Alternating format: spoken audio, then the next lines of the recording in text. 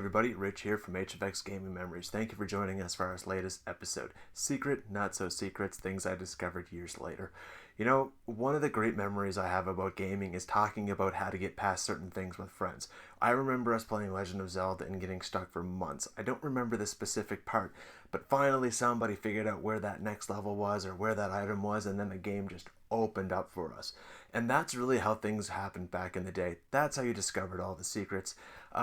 It was all about codes and secrets and talking about it on the school bus. Now when you get stuck in a game, you just go online, you find somebody who's better than you, and bang, there's a playthrough. There's really no more secrets to discover. Yeah, occasionally in some of your top titles by like Rockstar, they might show something up 5 years later, but it wasn't that way back in the day. There were some ways to find out how to get past games. You might have been lucky enough to have a subscription to Nintendo Power for any of the games past 1988, or, like me, you may have had some of these hot tips for Nintendo by consumer guide magazines that you got at the Scholastic Book Fair, but to be honest, the tips here are pretty lame. Like, one of the hot tips for Mario 3 is play two-player by yourself because you'll have more lives and, less chance of dying, which really isn't a great tip. Some other ways you could go through the games are these how to win at Nintendo books, but if you look at the inside of these things, they're like reading a novel, which really isn't going to appeal to kids. So what we're going to be doing in this episode is I've taken some stories from friends who actually have played similar games over and over again. I can't tell you how many times I've played A Link to the Past, and yet here we are in 2020, and I just discovered how to get into a room. So that's the point of this. We're going to be looking at those things that you, as a gamer, didn't know that either everybody else knew, and it just puzzled you for years, and finally you found out, and you're just like, how was it that simple?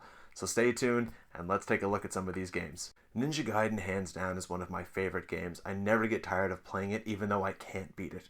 I've played the SP version on the Switch, still can't do it. I remember renting that game from Jason's Video in Fall River and just being blown away by the cover art. I couldn't wait to get home and just open this thing up. You had this cool looking muscular ninja, all these weapons, the city's on fire. It just had so much potential. So let's take a look at a secret that I've actually only discovered in 2019. Have a look. At the end of the first act of Ninja Gaiden, you're going to come across the boss known as the Barbarian. I just always assumed he was the bartender of this place given the setting, and he has more of a Jason Voorhees look than a barbarian. That being said, my strategy has always been the same. Hit him with the windmill throwing star, use the sword, jump onto the wall, try to get behind him and attack him. Well, it turns out there's a much easier way to defeat this boss. Midway through the level, you're going to get the jumping slash attack. You need to have enough energy to pull this move off at least once, so try not to overuse it. What we're going to do here is just simply run, jump, activate the jumping slash, and kill him in one hit. It's just that simple. I can't believe it's taken me almost 30 years to figure this out. Like The Legend of Zelda, Super Mario World is a game for the Super Nintendo I can play over and over again and not get sick of it. I don't know why, I don't question it. It's always my go-to game when I just need something fun and simplistic to play. So both of these stories are actually my stories. I was at a party, there was a Super Nintendo, and we started playing that game. And my favorite level is the Cheese Bridge area because of all the secrets. Yes, there's 2 exits to it, and that's not the secret that people didn't know about. What people at this party didn't know is you can beat that level without touching the ground. So I'm going to show you exactly what you need to do in that, and I'm going to do some audio voice over top of it. It's my favorite level, and I can tell you the shock on everybody's face. One guy was just screaming like, how did I not know this? He was so excited. Okay, to do this level, you're going to need Yoshi with a cape. The first thing you're going to do is just get a running start and jump in the air and hold Y and B and over. Now, I did say that you don't touch the ground in this level, but you actually do. It's more just an easier way to do this level. As you can see, just by holding these buttons, I bounce off the saws perfectly and land on this platform. Take another running jump, again holding Y and B, and I should land perfectly on a platform. Give a little jump, and Yoshi takes off again. From here you can decide if you want to go the regular exit or the secret. Jump underneath, ditch Yoshi, grab the 3-up moon, and hit the tape, and that's it.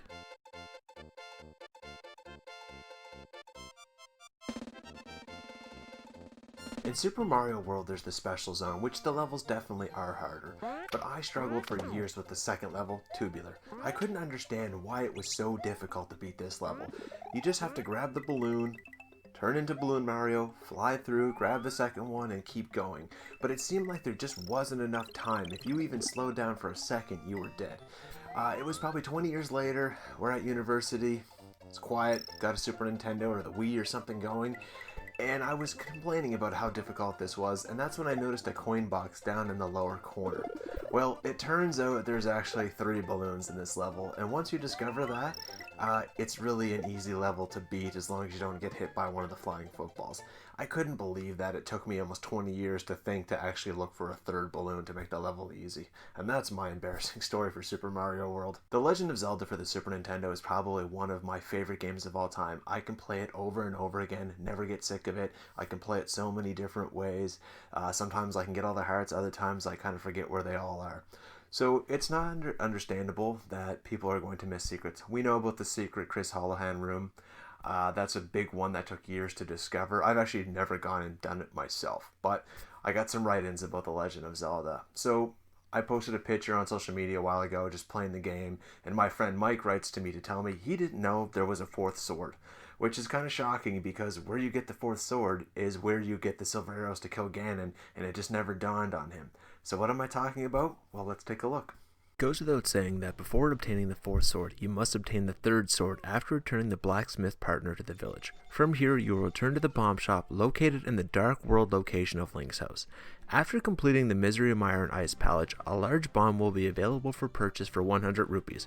If you're wondering why the footage here looks a little funny, I'm actually playing this game on the Game Boy Advance with a Nintendo GameCube player because, like any good gamer, I like to have multiple copies of A Link to the Past, but I digress.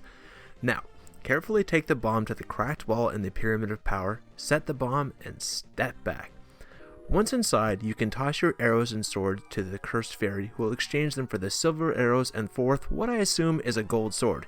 You're now ready to take on Ganon. For me, there is a room in Ganon's tower that I never knew how to get into, and I literally have played this game more than 100 times.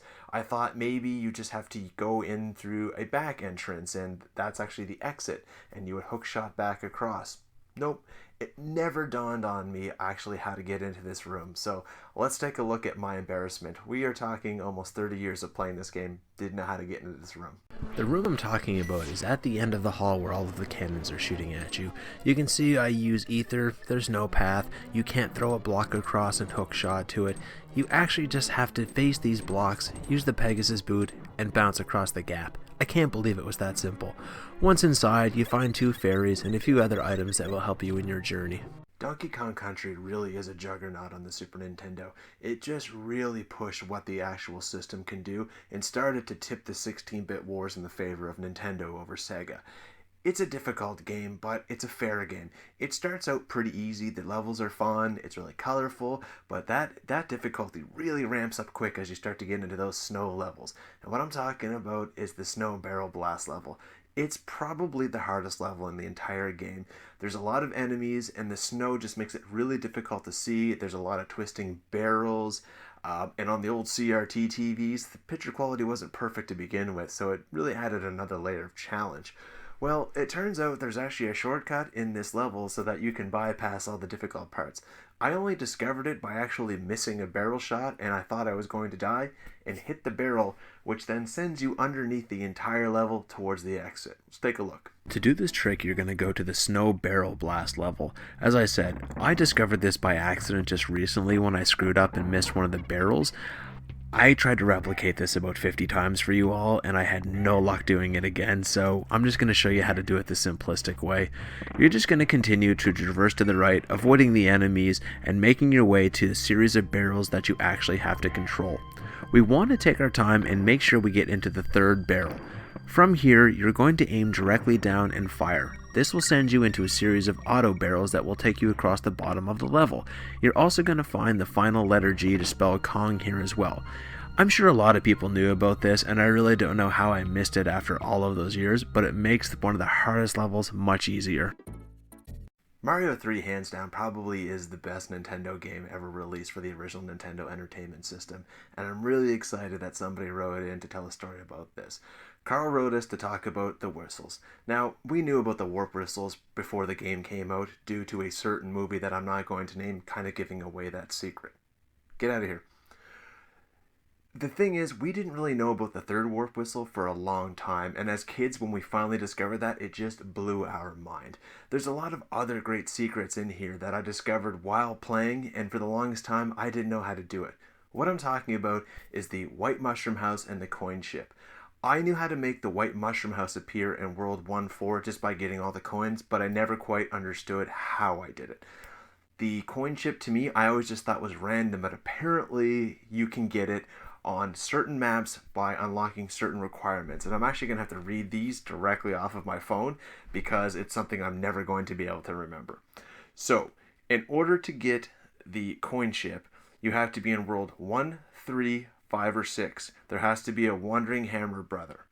You're going to look at the 10 digits of your player's score and they must match the multiple 11s. So, for example, if the coin total is 11, then the 10 digits must be 1. If the coin total is 22, then the 10 digits must be 2. Yeah, seems pretty straightforward to me as well. I just find it's more entertaining if I just make it randomly appear rather than try to get that.